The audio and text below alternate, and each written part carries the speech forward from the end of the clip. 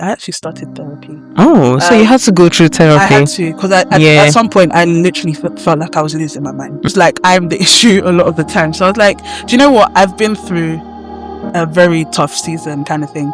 Let's try therapy. And I remember my first therapy session. It was chaotic. She just asked, "Oh, so how was your relationship with your dad?" And that was it. It just had to be one question to set you off. I just feel like literally after that therapy session, the way my shoulders felt. I said, okay. So it's just that I had baggages. Yeah, I'm not a bad person. No. Crazy. I mean, it's just that there was a lot that I hadn't processed that was in my head that I wasn't able to clearly speak out about. Therapy, I recommend. Highly recommend. It's freeing. It's offload. Take that weight off your shoulders. And Christians can go to therapy.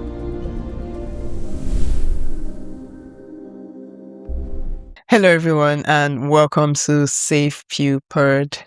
This is a sacred space, a space intended to share our testimonies with honest vulnerability without the fear or the anxiety of being judged for our past experiences and even our present experiences. It's a place where we intend to honor God's hand in every season of our lives, past, present, and seasons in between. My name is Jessica, and I am the host of the pod. And today we have a very special guest, a woman of many talents, a woman of innovation. Oh my gosh. Trust me, guys, I don't even know. I'm lost for words on what the adjectives to describe her, because she is multi-talented, multifaceted, and she is a mother, a sister, a wife, and an entrepreneur. I have with me Grace. Hello, and thank you for coming on the pod. Thank you for honoring our invitation. Thank you. Yeah, so how are you today? How have you been? I'm good. Thank God. I'm great. It's the end of the week.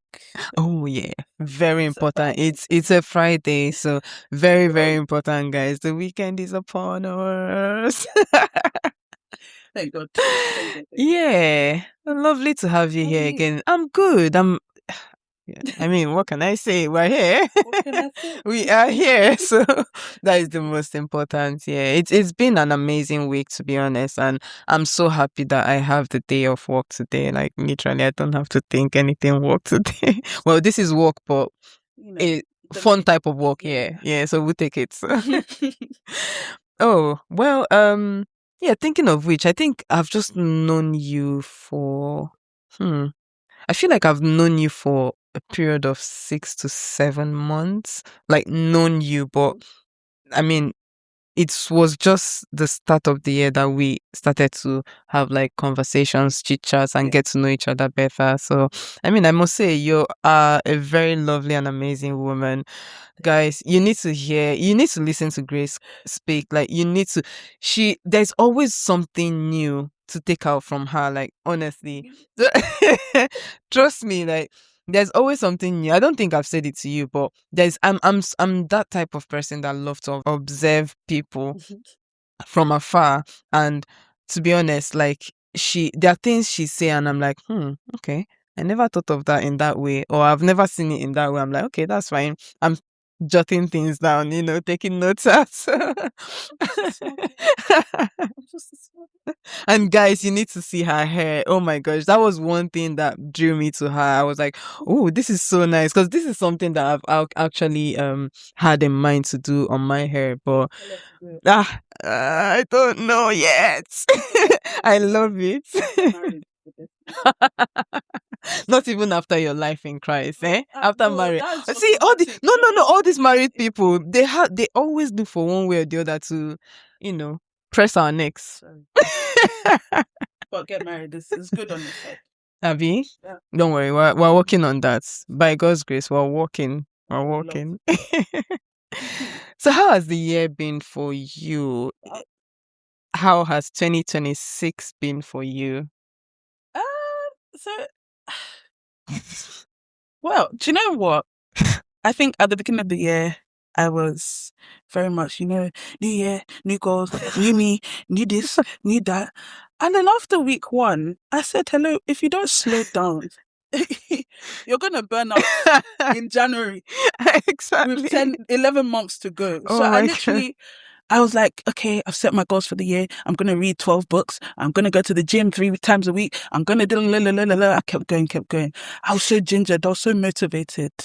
I think when we now started church fast. Yeah. You were like, okay. I went to the gym on Monday. So my gym is next to my son's nursery. Yeah. So I dropped him and I went to the gym, forgetting I'm fasting. Jogging on the treadmill. By the time I came off, I said, whoa. There's something happening like a whoa. I need to be awake and be able to work till 6 p.m. before I break. Yeah. And then I now said to myself, hello, be coming down. So I said, okay, I'll reduce, not that I'll reduce gym, I will go to the gym, but I won't do as much. Yeah, like, as much activities. High. Yeah. So that week I continued with the gym. And then I think the following week I got ill. So I was like, oh, no gym. Oh, man. I was being hard on myself. I was like, you're not consistent. You're not this. You're being sick. This is in January, week 3, guys. And I was literally like, at some point I was like, are you going to kill yourself because you want to be consistent? I was like, there's still 11 months of the year to go. It's fine. Like, now I've just put in my mind to be doing in January, like, not a reset, but ease your way into the year. There's no need to, why are you pressuring yourself to rush? I even said, I was going to do a creative challenge. Oh, speaking of which, I did see the post you put out. That was so lovely. Like, yeah, but it was... Yeah, it was a pressure thing. I said the next 3 months, this is coming from someone that I haven't created as much content as I used to, just because of different phases of life. Life is changing. Like, I've been in different stages kind of thing. So the fact that I now came and put pressure on myself that I'm going to be putting out content every week for 3 months. Yeah, that was a whole lot too. Miss Ma'am. So literally, I started reading, actually. I was reading The Psychology of Money. I haven't finished it. We're in March. Yeah. Oh, that's my stack of books over there. Like, I've got a lot for this year already. I said I'm going to finish it in January. It's March. Still haven't finished, but that's okay. Like, I think just reminding myself not to pressure myself, but at the same time still being consistent notwithstanding. Yeah. So I'm not just letting the year waste away. So even if it's just, okay, I'm going to read maybe a chapter a week. Yeah. It's fine, because this is coming from someone that didn't read. Like, I did. Yeah. So it's very new. Books in a year to reading. How I didn't read before. So. Yeah. So you went from reading like nothing to like 12 books a year. Yeah. My Bible. That's about it. But yeah. So I think I've eased off on myself a bit. I've taken off the pressure, but I'd say it's been slow, but not slow. Wow. Slow. Do you know, it's so funny because on my end, I feel like it's been a very fast year already, even with it being just the 3rd month. Oh, by the way, it's my birth month, so even with it being, like, literally, like, in my head, we usually go like 1 year before we get to March, my birth month, like, literally. But it felt like, oh, we've blinked and it's March already. Like, where has the time gone? Like, what? January felt, maybe also because of the fasting, a lot slower than normal Januaries. Yeah, it felt a lot, a little slow, but I feel like as soon as we came towards the end of January, it was like go, and still going up till now.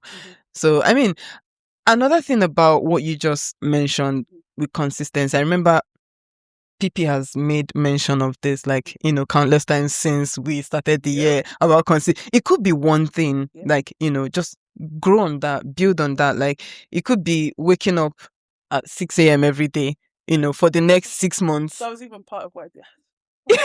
My precious, going from waking up when I want to wake up It's I'm waking up at 5 a.m. every morning. Do you know what? I'll give it to myself. Most of January, I actually woke up at 5 a.m. oh, imagine. So that's And I it noticed the difference. Like, you can get so much more done in in your a day. day. True. Early to bed, early to rise is very real. Like, I Yeah. know my mom used to hammer on it, and I was like, oh, please, just stay up late. But it's real. Like, you could get so much done. Like, for me, as a mom, my son normally wakes up about 7:30. So between 5 and 7:30, You have a lot I to have time for myself to do things that Yeah. I need to do without being distracted, kind of thing. Like, I have time for Not myself. that type of distraction, Not but being yeah, distracted in the sense that I'm carried away occupied with with other motherly things. activities. Exactly. Yeah. So I noticed the difference that waking up at 5 o'clock, 5:30, even on Sundays, Mm. it was like, I think I was waking up at 6:30 on Sundays, Oh, just to give us enough time to get ready and get to church. But yeah. waking up at 5, I still saw the difference. Like, Yeah. in as much as I Makes feel a lot tired of, yeah. earlier, but it's Oh, I've been awake and oh, yeah. like, I'll go to bed. My son goes to bed by 8:30. Mm. I'll be in bed by 9:30. So I've got Okay. that hour to Yeah. wind Wind down. cool down, wash up, tidy up, that kind of thing. But by 9:30, I was in bed. Mhm. Somehow I've slipped back into old habits. But definitely, like, you could just see, I saw the difference, kind of thing. So if, like you said, just working on, if it's just one thing, Yeah, to be and build up consistent on and it. build on it. Yeah, Yeah. that definitely, I agree with you. That one. Yeah. I think for me, it's been the fact that I became so much intentional about devotionals. Like Yes. me last year, like coming from where I came from, Mm. I've just moved down here, like in the space of getting to 1 year now, and having to join a different church, different routine, like everything different. Like my devotional was like, oh, just wake up and just say like 5 minutes word of prayer and appreciation and exactly exactly you know so it's been like an intentionality to grow like my devotion, my word study life. And to be honest, like that's why it feels like, maybe that's why it also feels like it's been a very fast-paced year for me, because I feel like I've been able to achieve more and do more in a space of like barely 3 months than I would have. Like, I came into this year with the intention of, I want to be intentional. I just want to live this year. Like, I've never been the one to have like New Year resolutions and stuff. Like, I feel like, oh my gosh, it's so choking. It's just like, it's pressure. Yeah, it's just like when people say the zodiac sign thingy. Like, I never believe in that, because I feel like, a lot of people. As a child of Oh, God, come on. Like, we don't believe in such. we don't believe in such, but even at that, I feel like even people that believe in such, I'm not condemning them, but I feel like most of them are trying to live their life to conform with what these. So, in my head, I'm like, why do I want to put that pressure on myself to say that this year I want to do this? I mean, I can have plans, map out plans that and achievements I want to be able to walk through for the year, but it's not the one of having resolutions. Oh, this year I would never talk to that woman that lives behind my house. I'll never speak to that man that I usually meet at the train station. Like, no, that's not that type of. It's one thing to have a resolution, and it's another thing to actually have a resolution with intentionality. It's not the the mundane sort of like, oh, okay, New Year resolution, this year I'm going to be typing on my WhatsApp story every 2 months. Like, no, so it's more like intentionality with your spirituality, with career, with everything, and not just very irrelevant things, sorry to say, irrelevant things that do not make or add any value to our lives. So it's actually been a very fast-paced year. Like, for me, it's picking up. It is picking up. Yeah. I think it's picking up. Like, February was actually busy. Oh, okay. Looking at it now, I I felt like January just not to say it set the tone, it didn't. I think I was battling in my mind on, again, the pressure of, you need to have accomplished this, like, you need to have done this, you didn't do it, look at you, kind of thing. But and you're beating yourself again, up. just switching up how my perspective on how I see things that I achieve or how, like, the way I go about it and things like that. Yeah. I think that's where I had to switch. Yeah, I just had to switch off something, like, there's no need to pressure yourself. Not to say that pressure's, I see it more bad than good. It's not that pressure isn't bad completely, but it's how you pressure yourself or how you allow things to pressure you. Yeah. I mean, makes a lot of sense, because thinking back, I feel like with resolutions, there is that pressure of societal expectations, societal impressions, that you're like, okay, I have to do this, so that guy down the road would know that, this is what I do all the time, or that lady over there would know that. So I feel like there's that level of societal impression, expectations of us, which, to be honest, it's so unhealthy, But anyways, speaking of, we'll get to motherhood, but let's retract to being a wife. I know before we started, you made mention about, how 6 months to after being married, you lost your dad, and so how did that impact you, or possibly reshape your idea of what being a wife and even being a mother would be like? Do you feel like there was any do you feel like it impacted you negatively or positively, and how were you able to navigate through that? Firstly, I'm grateful that I was married at the point of my dad passing, because I think just having that shoulder to lean on, like, again, I had the pressure of, not the pressure, I felt like I had the weight of being the firstborn, having to be there for my mom, having to run the business, kind of thing, like having to make sure everyone is okay. Yeah. I felt like that was a lot, and I'm grateful that I had my husband then. My husband now, he's still my husband. I had my husband at that point in time to kind of just, like, not offload on, but just have a shoulder to lean on, in the sense of, babe, this is a lot. Like, I can't. Again, this is the month of March, and they're still pressuring singles. What was your question? Please. See the question that you asked. It's not me. Okay? It's fine. We're taking things down, right? Pressure, it's not my fault, no? But yeah, I'm grateful that I am, at that point, I was married. How did it impact me on how I view marriage? Yeah. So I think in the first few months around that period of when we were in hospitals with my dad and everything, I kind of saw my mom and dad in a different light.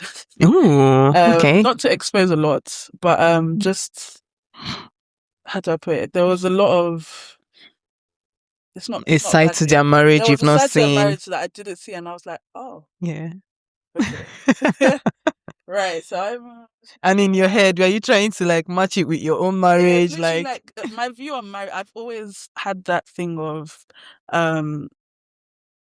just marriage in general. I this mindset of, if, for example, your marriage isn't working, not to say that marriage isn't working, but if there's any form of abuse or anything, don't stay in the marriage. This didn't happen to my parents. It's not happened to me. Yeah. That kind of thing. I think just when I entered marriage, I had that in my head that if anything is to happen, we will obviously try and sort it out. But if anything gets to a case of extremeness,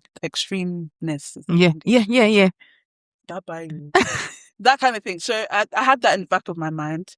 I also had the fact that, how I'll look at my parents' marriage, I'm like, okay, my mom is she's no nonsense. She'll shout, like, she'll tell you her opinion. Very disciplined. Soft one. Oh.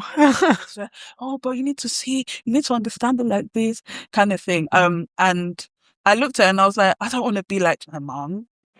Why is she always shouting? But then into my marriage, I noticed how much I am like my mom.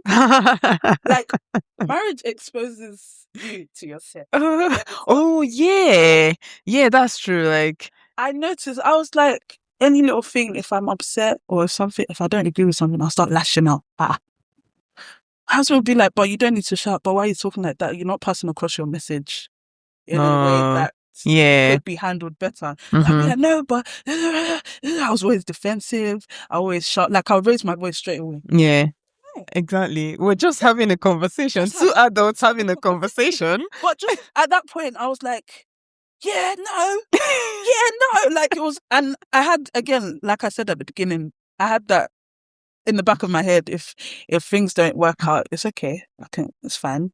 We just got married. It's only a few months. It's fine. Oh, okay. If it doesn't work out, yeah, whatever. That kind of thing. And it, not to say, now looking back, I've changed my mindset. That's pants. That's rubbish, bruv. You have to fight. Marriage is not based on love, okay? Love is there, but you need more than love. That kind of thing. And I'm grateful that me and my husband were friends before we got married. So entering the marriage, even if it's a thing where I wake up one day and I'm like, I don't love this guy, man. But the fact that I'm his friend is what is actually keeping to keep the marriage going, kind of thing. I don't know if I've answered your question. If that's what I've just realized. Have I said that? No. Yeah, we're still on track. So just having that, like, just where am I? Where's my chill of thought? Yeah, so you made mention of, let me get you back. You made mention of having a certain mindset as to however the marriage turns out, you're ready to, like, just walk out of it. Like, so I'm a bit intrigued. Like, was this out of frustration of what you saw your dad going through and how it was impacting your mom, or did you feel at the time that this is not something I want to go through? Like, it's better I walk out now. And, like, I mean, I'm not trying to say that walking out of marriages is an option. It's never an option. Christians do not actually allow that. So, unless on very extreme measures. Yeah. So I think it was in my mind because our parents' generation are very much, if you cheat on me, I'll stay. Oh, yeah. Societal pressure again. Extreme, I was like, what do you mean? If you cheat on me, I should stay. I should stay. No. So I had that in my mind. I don't even think my husband knows this. It's funny. I had that in my mind. But at the same time, I was like, hello, it's only 6 months. You've got a lifetime to go. Exactly. We're in this forever, like, literally. So I think always having that in the back of my head was like, okay, calm down. But just noticing that I think my parents. I love how she's like, do you know what? Not that they're, from what I know of their marriage. Yeah. Not that it was bad, but there's definitely things that I picked up and I was like, yeah, I don't want to see this in my marriage. Yeah. That kind of thing. So I'm grateful that I've always been an observant person. So thank God for counseling as well before marriage and after marriage.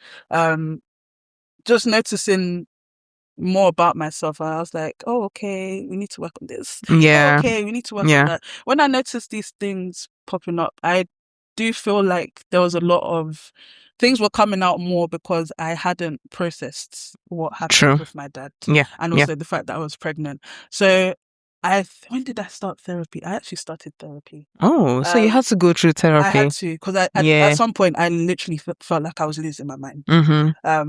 Again, not because I hadn't processed. So it was an opportunity. I was just moving with life. I was just like, today's here. Okay, we need to do this. We need to do that kind of thing. So it got to a point where I felt like our marriage wasn't working, and I was like, okay, it seems like I'm the issue a lot of the time. So I was like, do you know what? I've been through a very tough season, kind of thing. Let's try therapy. And I remember my first therapist.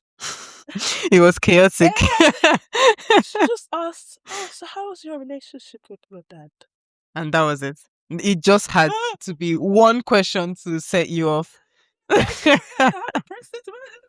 I just feel like, literally, after that gosh, therapy yeah. session, the way my shoulders felt Yeah, light, I said, okay.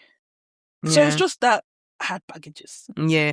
I I'm think not a bad person. no, I'm no, no, not no, no. I mean, crazy. yeah, It's just that there was a lot that I hadn't processed that was in my head that I wasn't able to clearly speak out yeah, about yeah, because, again, I hadn't processed. So it was just like, I felt like if I had shared it with my husband, it's just like, okay. yeah. To be like you might not be as free as Yeah. talking to a So the fact that I therapist had a third than person that doesn't know me at all, yeah, that doesn't know anything, nothing about my marriage, nothing about my history, was very freeing. And yeah, it was felt like a heavy load has been literally, taken off. literally, Yeah, because I think I don't have a lot of friends.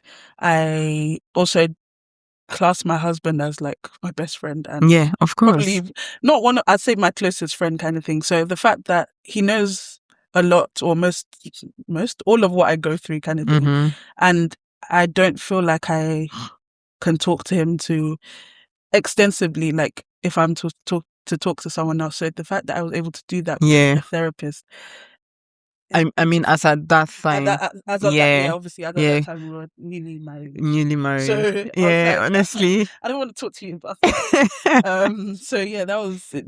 Therapy. I recommend, highly recommend. It's freeing. It's offload. Take that weight off your shoulders. And Christians can go to therapy. It's Of but course, yeah, yeah. I don't get that negativity around Christians and Mm-mm. therapy. You No. need it. So I mean, this brings me to I know the month of February was the month of love code in church, Yeah. and a lot of things were said, mostly on emotional intelligence.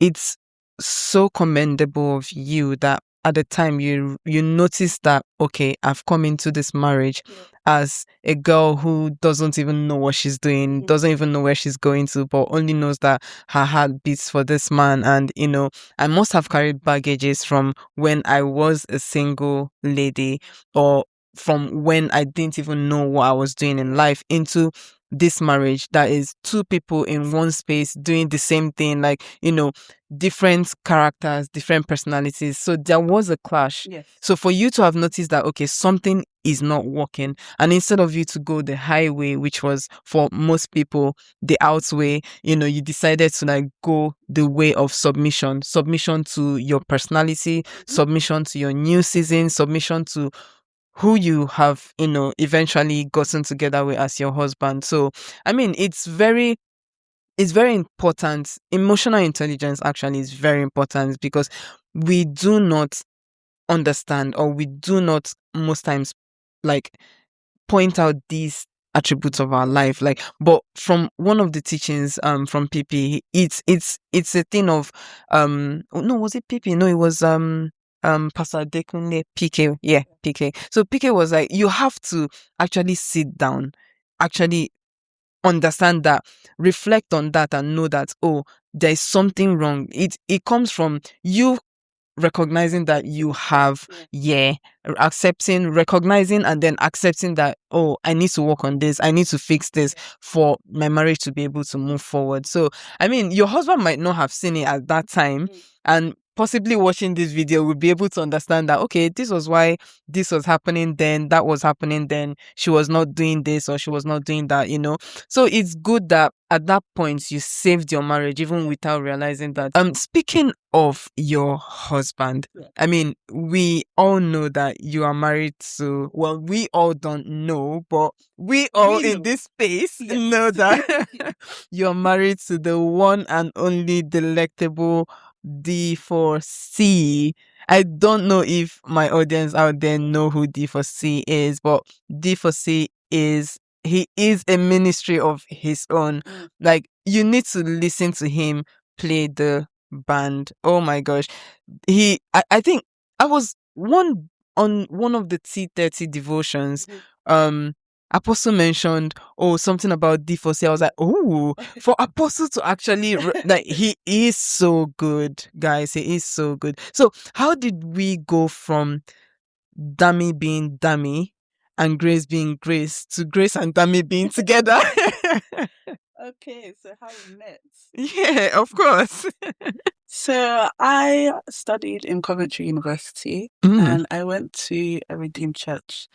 mm, And in that church, we did a summer praise festival called Praise Week. And the ND at that time decided to bring in um, external musicians. So he brought in Dami and his friend SJ. At mm. that point, I was playing the keyboard. Oh, you were playing the keyboard. At What? that point, it doesn't What? exist. It doesn't. Oh my gosh. See, I said she is a woman of many It's talents, a thing of guys. the past. Oh my It's a thing goodness. of I the don't think I've ever yeah. seen a female keyboardist before. They exist. Don't worry. Oh, they do. Wow. I'm not the Okay. best, and I know. But yeah, so at that point, I was playing keyboard. So Mm. when they came to the first rehearsal, I was like, "We have drummers. What's going on?" I don't think we had a bassist at that point. Like the bassist he was an international student, so I think he had to go back to Nigeria or something for summer. Oh, okay. So I was like, why are you bringing in external people anyway? At that point as well, my music level of understanding wasn't the best, but Yeah. to me, it was like, yeah, we're good. Our band is, what you mean? Our drummer's great. Yeah, kind we of thing. don't So need when he them. started playing, I was like, he's just proud. Kind of like you can ask him. Like till date, I still say it low key. Like I think you're proud. You just think that you're better than everybody, kind of thing. But yeah, that's how we met. Yeah. But obviously after that, I don't think we spoke. And then he was studying in Wales at the time, so he went back to Wales, and he got in contact with the music director and was like, he wants to record videos. Like, does he know anybody that can help him record his videos, like maybe get a studio space or cameras and stuff like that. And I was studying media, so I had access to cameras, I had access to a studio space. So the MD put us together. He's like, "Oh yeah, I know this girl." And then when the girl told me who it was, I was like, "Oh, you." The proud guy. Like, yeah, okay, sure. Like it wasn't interrupting me because I was always if I wasn't in church, I was in my university building. So I was like, yeah, okay, you can come on these days, blah, blah, blah, blah. I'll book what you need to book. And then started recording his videos. So then from there we became friends. And then the rest is history, should we say? Now we're here. Now we're here. Almost 5 years in and a child later. But yeah, that's how we met. That's how we met. Oh, that's actually inspiring. So for you ladies out there desiring marriage, you know what to do, be active in church, be in a service unit, make sure that guy, the MD or the music, whoever it is, notices you. Like, yeah, man. I think again, this is me. I never had previous relationship. ooh, So this was actually my first proper what? relationship.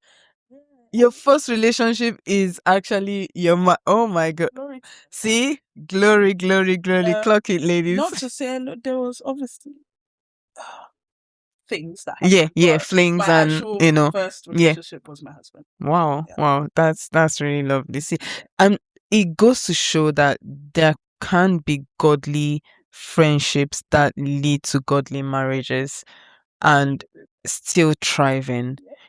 Some people feel like I've heard stories, right, where people say that, oh, so a little backstory about myself, right? So I have always been a guy's girl because I grew up amongst boys, lots of boys, and it just comes naturally to me to like relate more with the guys than with the ladies, and not because like there's anything wrong or not because I don't have female friends. I have lots of female friends now, but I mean, coming from there, like it's very easy for me to relate with guys. So I've heard people mention how when they're ready to get married, they come to the church and then look for a lady, a God-fearing lady or a God-fearing man, like, and I mean, so back to my story of being amongst guys, right? So because I grew up amongst them, I'm very relatable to guys. Not that I don't have female friends. I have lots of female friends now, but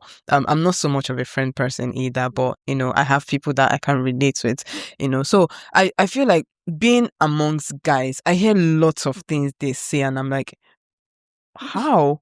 From where to where? Like, how did we get here? Exactly. Like, I'm like, how do you want to tell me that you have gone all the way around, right? You have gallivanted, and then when you feel like you're ready to settle down, you come to the church and look for a submissive lady, and that's the word, submissive, right? So I'm like, what do you think? Like, there's still that opportunity for you to come to the church, not because you want to get something out of it, but because you have the mindset of, I want to be able to marry a godly lady, but also for myself, be a godly person too. And that is also part of the things we touched in the Love Code month, where we talked about how there should be total submission, there should be communication. You have to, as a wife, as a husband, you have to reflect who you want and what you want your marriage to be, what you want your partner to be in yourself. You just don't want to like have the icing on the cake and then take out the icing and there's nothing. It doesn't make sense. So I mean, with you and Dami coming together, what was like, do you feel like, how did you know that he was actually the one? How did you finally make up your mind to say that if this man should ask me to be his wife tomorrow, like I'm a scream the loudest yes I've ever screamed like my whole life? So I think I knew first, actually, out of the two of us. So okay.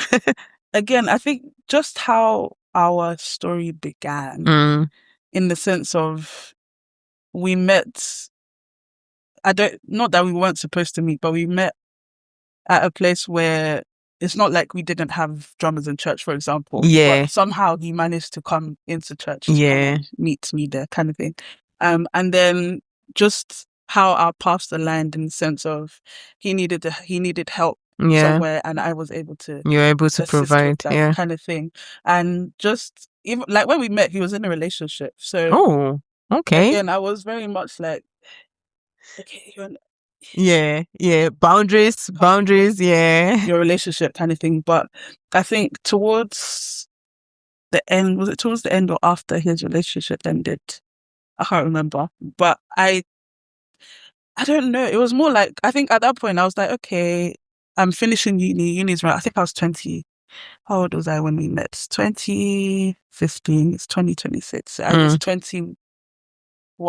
Yes, I was 21. Yeah. So my mom had put in my mind that, okay, once you finish uni, your next step is marriage, right? Yeah. So I think when I submitted my dissertation, she was like, okay, so where's your boyfriend? I was like, you're the same person that said I should focus on studies, my gosh, right? Yeah. So that was also in the back of my head. Okay, I'm done with uni now. So next step is marriage kind of thing. And I was like, okay, so let me start, not that I should start looking or chasing but putting myself out there. To be approachable, in the sense that, okay, yeah. Hello. And funny enough, I had a male best friend at that time. So interesting. Everyone was already, you and Iman. I was like, but funny enough, I just knew it wasn't. I knew it wasn't him. Yeah.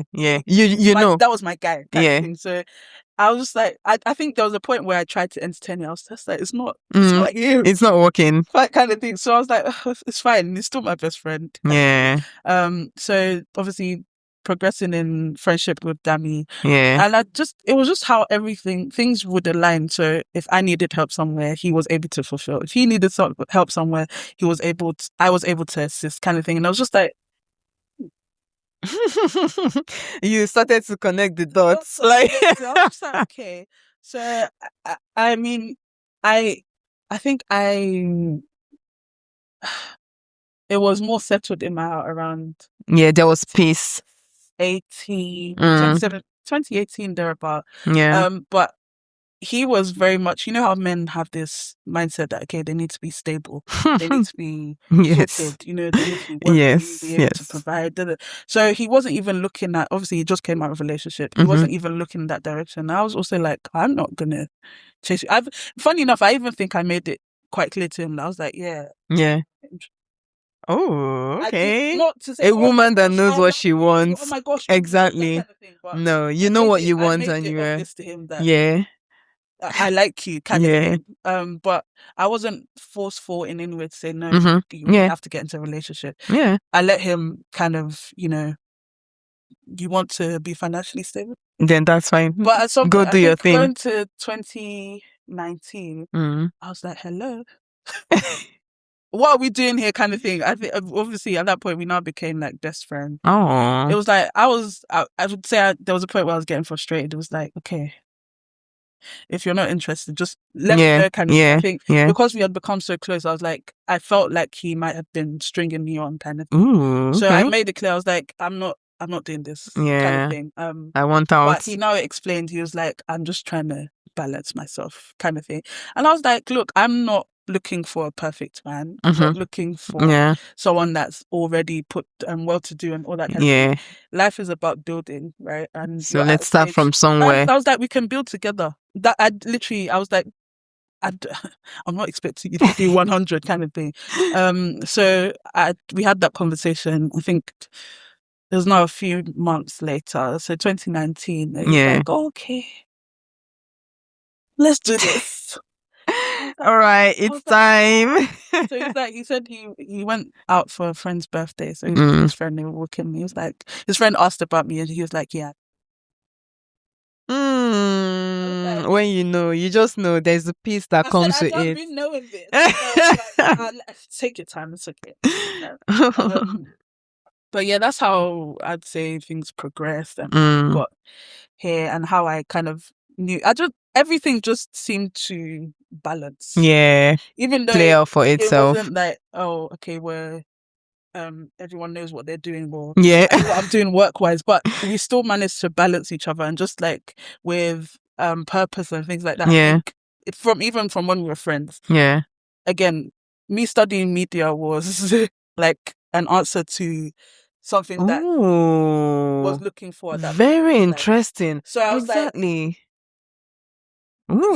things are aligning already kind of thing. Not to say that things weren't aligning elsewhere, but this one was more, it was like there was intent behind it. And I would say God's hand was definitely there.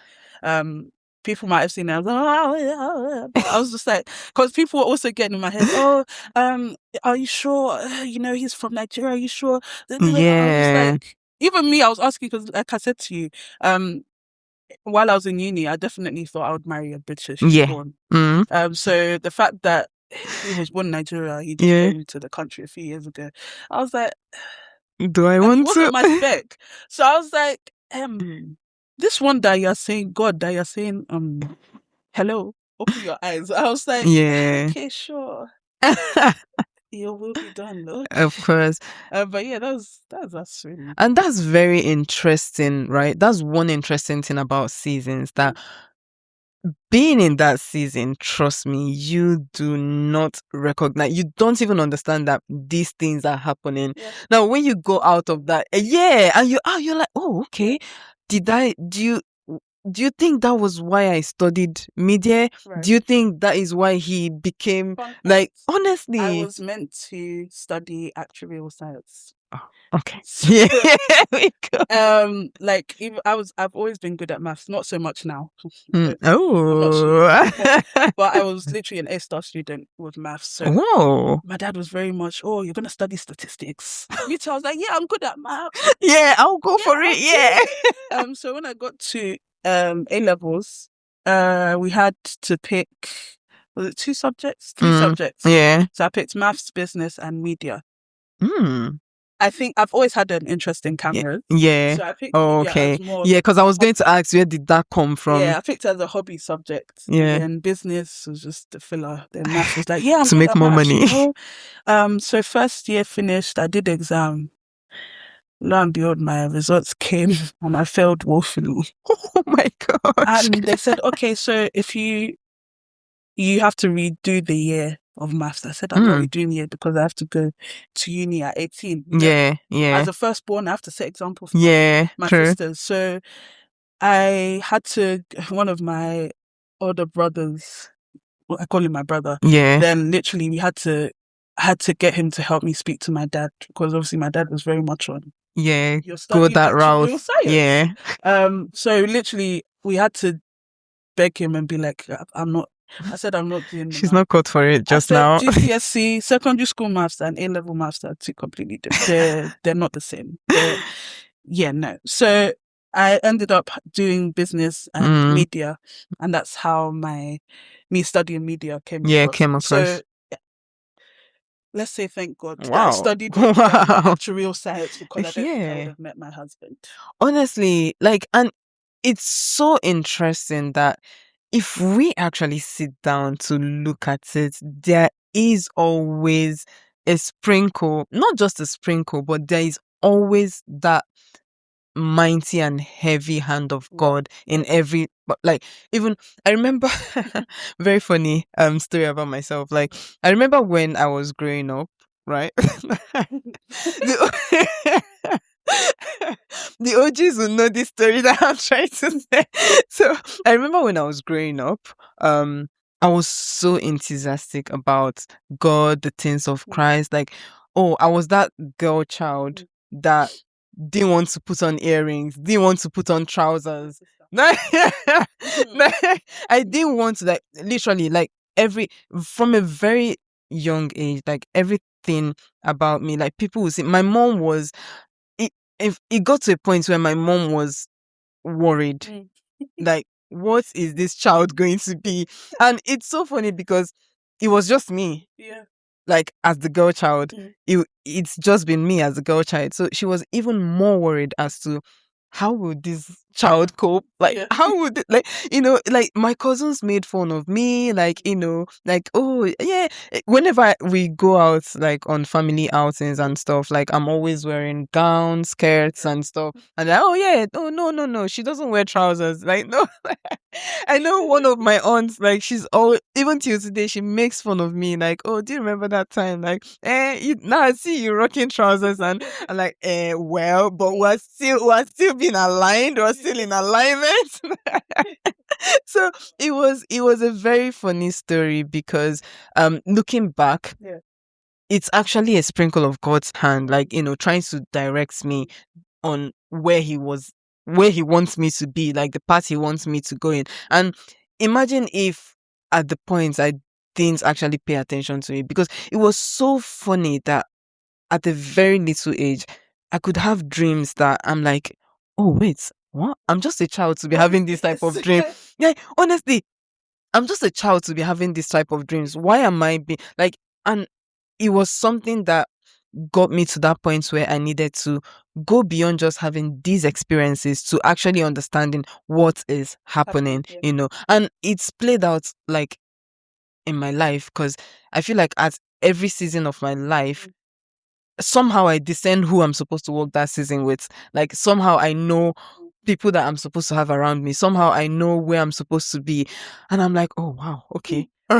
Okay, this is strange. This is strange. So there has always been an atom of God's hand in every aspect of our life. Who would have thought that you studying media would have led you to meeting Dami, and and look at them, blissful with a how old is Zion? Zion is 3. Ooh.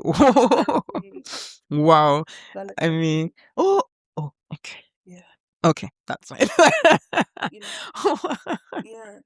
Yeah, so it's actually it goes to show that we need to pay attention. Like, even in the most uncomfortable seasons of our life, even in the most uncomfortable situations, you see it as, oh, why did I lose that job? Like, it could be God trying to redirect you into even a much bigger purpose, a much bigger alignment and assignment for you. So I mean, someone recently said to me, oh, why do you like spiritualizing everything? I'm like, it's not spiritualizing, but it's to actually understand, right? I need to understand what is happening and why is it happening. Yeah, because this is like the bedrock of how to navigate, like, moving forward, to be able to, if you're not able to understand and make out what is happening, you could make mistakes. I mean, it could be a season where God is trying to point you into at something different, something particular. I remember during one of the T30 devotions this week, Apostle made mention of something. I was so laughing because in a way I relate. He said that there was a season of his life where God kept reminding him that he has made him too great and too great to be petty. Yes. Yeah, that was what he said. Too great to be petty. I was just laughing at myself because I was like, okay. So there's always those little pointers, those little nudges that if you're not able to pay attention, you miss it. Yeah. And once you miss out of a season, oh my gosh, like it feels like you're starting all over. Like there's going to be that struggle to like get back into that grace that was available for you. Oh, you see what I did there? So, well, so yeah, I mean, so how has it been navigating motherhood, coming from where you used to be as a newly wedded wife and into now having our Zion? Oh guys, you need to see Zion in church on Sundays. Like takes after his dad, like always, like there's an instrument, like his feet are always on the paddle of the drum. Like I'm like, oh my gosh, this is like Dammy's replica, honestly. I'm not involved. I just you carried the seed and you navigating motherhood. Yeah. I think at first, so pregnancy was, let's go from pregnancy. Yeah, sure. Pregnancy was exposed a lot. So Zion's pregnancy at first, there was a threatened miscarriage. Ooh. Oh wow. I had high blood pressure throughout the whole pregnancy, so it was a lot of. I was in hospital every week, literally for 10 months because it's 40 weeks. Wow. So going into hospital anytime my blood pressure was above a certain range, which was most of the time, having to take medication 4 times a day. Just it was a lot mentally. And then delivery and labor was a whole different. Wow. We'll talk about that later. Okay. But actual motherhood, like nurturing a child, it's been eye-opening because obviously I've never done it before. Of course. The first time is always like... Yeah, like seeing it from my, like actually doing it as me having a child kind of thing. It's been interesting because I think obviously when I was younger, my mum had my youngest sister when I was 8. So I have that memory of her growing up like it's from when my mum gave birth. Yeah. But again, she wasn't my child. So it was a thing of I wasn't doing as much as I did with my own child. So there was some things where I was like, oh, okay. So like no one, again, they always say no one tells you about how things will be in the first few weeks. And even if you're being told, the experience is different. You have to experience it. So I had a C-section. So sitting up every night, I said every night, every few hours in the night to breastfeed was hard. Breastfeeding alone is hard. It's mentally draining. But the fact that I had to now sit up every time, even with the C-section. Thank God, thankfully, my C-section, like the heat recovery wasn't. It was so fast. It was fast. Like I was walking the day off, like a few hours after my C-section. Oh wow! Normally people take weeks. Wow. But even with that, obviously the scar and everything, it was still took time to get back into my norm, which is a whole different norm because now I have a child. So new norm. Navigating breastfeeding, pumping, changing that, crying child, not sleeping enough, was interesting. I think for the first few months, actually, I won't lie, it was good in the sense of my parents-in-law were around. So my mother-in-law was cooking. She every time, what do you want to eat? So princess treatment. Cook for the first 3 months of having a child kind of thing. So that burden was already kind of taken off. So I think when they now left is when I felt like it really Yeah. Because it was like, All right, oh, life is just starting. Let's go. Who's gonna assist me? Not even that. Thankfully, again, my husband was amazing. During the night, we realized that my son would eat a lot, so I think my breast milk was not enough. I wasn't producing enough. Yeah. So we started giving him formula. So in the night, my husband would give him formula so I could breast. Yeah. That kind of thing. So marry a good man. Honestly, man, a godly man. But yeah, so that was the first few months. Then when his parents left, reality now kicked in. Okay, you have to bath your child. Yes. Your child, you have to make sure he's okay, take him to his appointments. And then Zion now started developing eczema. It was literally like, oh, okay, I thought I would just have to bath my child. I thought it was easy going, and then it was now having to figure out what we can use for his skin to help his skin get better. Yeah. Navigating through all of that. Obviously, he's a baby. He can't speak. He's itching. Yeah, so he won't be able to express I'm himself. literally looking at the child. He's so helpless, and I can't help him. Did you cry? Oh, many times. I was literally like, my baby's going through so, and I'm so helpless. Just give me the I can manage it, kind of thing. I was just like, what? I'm trying everything. Gone to NHS. It's a different story. Yeah, we all know. It's fine. To a dermatologist, that took 8 months. Like it was really a lot. Like mentally, as every day is different, and it was the fact that I had to, again, it's the mindset and how I do things. I had to tell myself, don't pressure yourself. This is a new season. This is a new phase of life. You've never done it before. Yeah. Go through it one day at a time. Today might be great. Tomorrow is not going to be. Exactly. Yeah. And it's fine. Such is life. You don't know how to nurture a baby. Or learning as the days go, kind of thing. And always asking for help. I think that was one thing that I made sure I did, just to help, because I'm not one to ask for help. I always like. Oh my gosh! Yeah. Honestly, that's why I was laughing at myself, because literally myself. I remember, like, even I was, after I gave birth, I think we were in hospital for 5 days after, because they said Zion had an infection, so they had to be monitoring him. Yeah. So even that 5 days in hospital, I was just like, I felt like I was running mad, because my husband could only stay for the visiting hours. By 8 p.m. he had to go. Oh. Yeah. So it was now that's strange. So no one had to stay with you. He could only stay 8 a.m. to 8 p.m. No, so no one had to stay with you through the night. Nope. Ooh. So wow.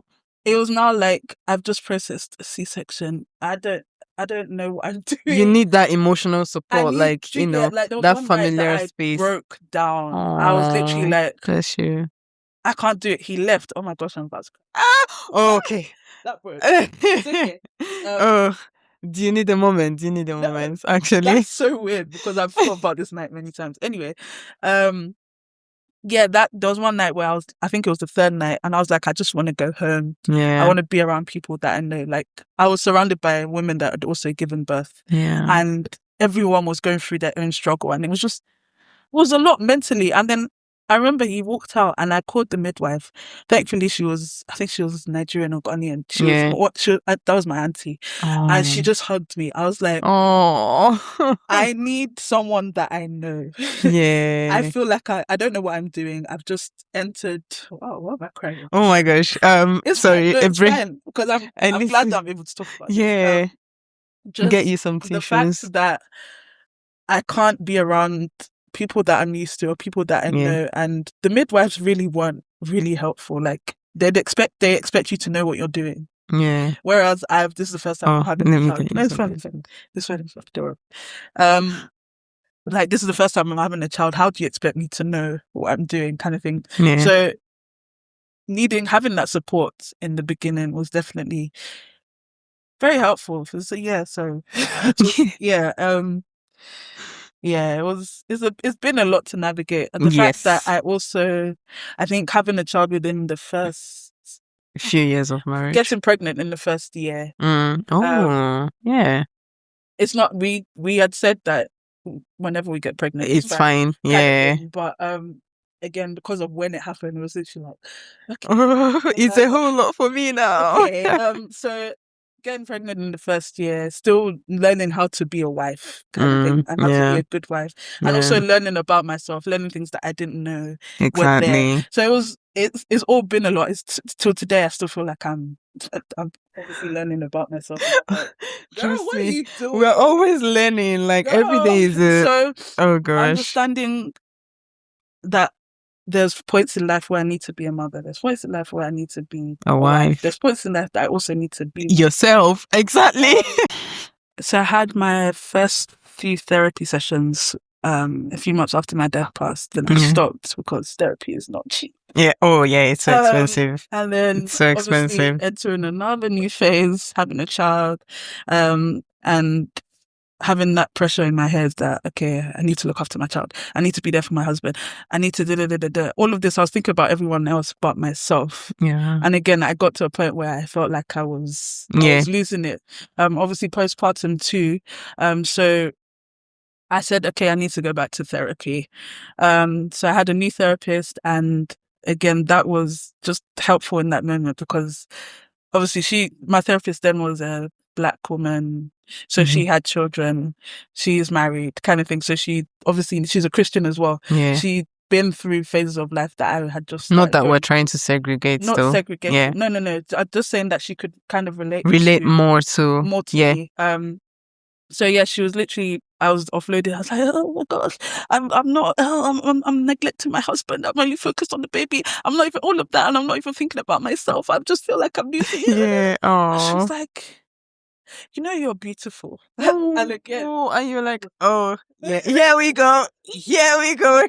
Waterwork. Oh my gosh. I'm just looking at you and you're, like she said, there's so much beauty and there's so much wealth within you. And I was like, there's someone that doesn't know me kind of thing. Like she was just I came here for therapy, please. That's not what I want to hear. But at the end of the day, what she said really just resonates with who you. I am. Yeah. That's me kind of thing.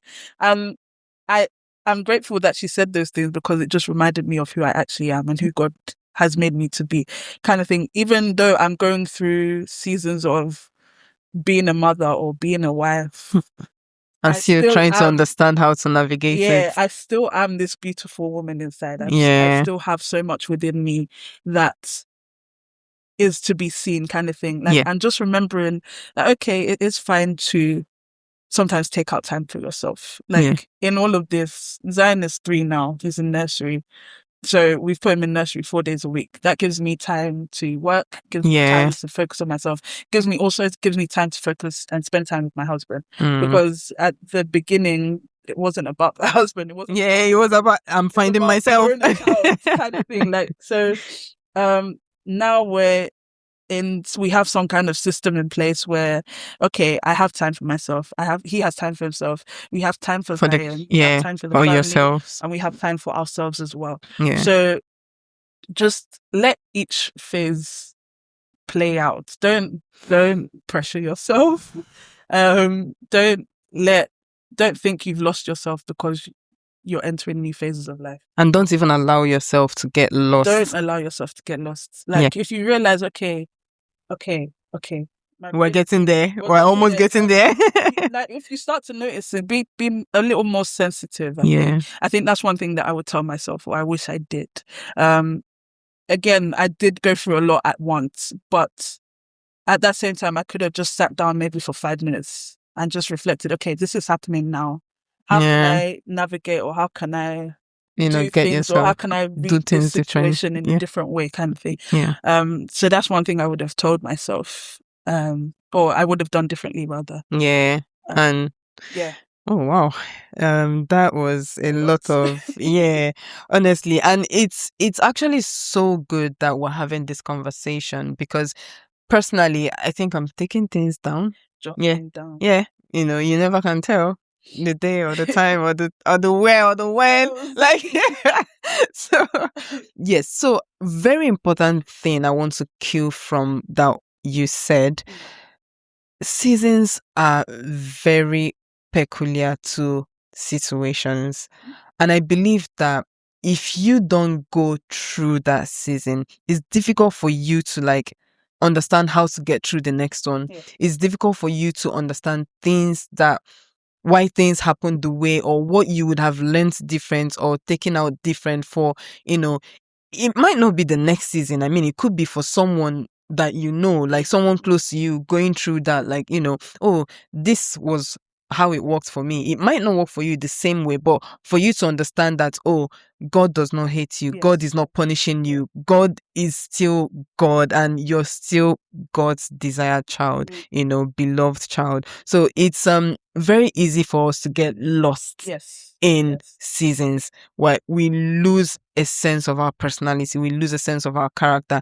We decide to open up ourselves to different personalities that do not mirror what God has already planned for us, who God has made us to be, And in the portion of Bible that I love so much is the portion of Bible that says that God has created us in his own image and his likeness. Like, literally, imagine you being an image of God. Like, how thoughtful is that, for you to find yourself in situations and circumstances and you suddenly forget that, oh, there is a God that, brought me. Like, oh, there could be something he's trying to draw my attention to. There could be something I could take out from this for people around me, for seasons to come, like for things going on, So it's very important that we actually pay attention to these things, to changing times, to shifting seasons, to shifting circumstances.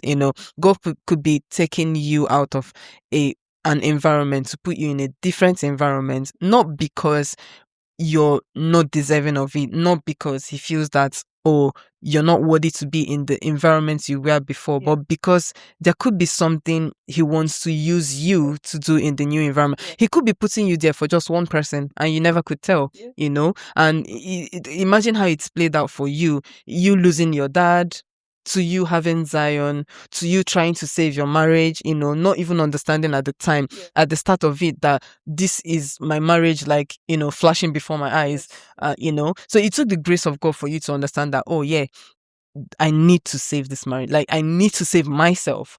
And then in saving myself, I'm able to save my marriage, So it's a whole lot. A lot of people just chicken out, like when they're faced with such, they're like, okay, no, I can't do this on my own. Oh, no, I need a break. Like, for how long? It's very understanding, right? Like, it's very encouraging. If you feel like you need a break, like, take that break. And your break was like you going through therapy. Yeah, you having your mother-in-law to be around for you, support you in the most little way she can.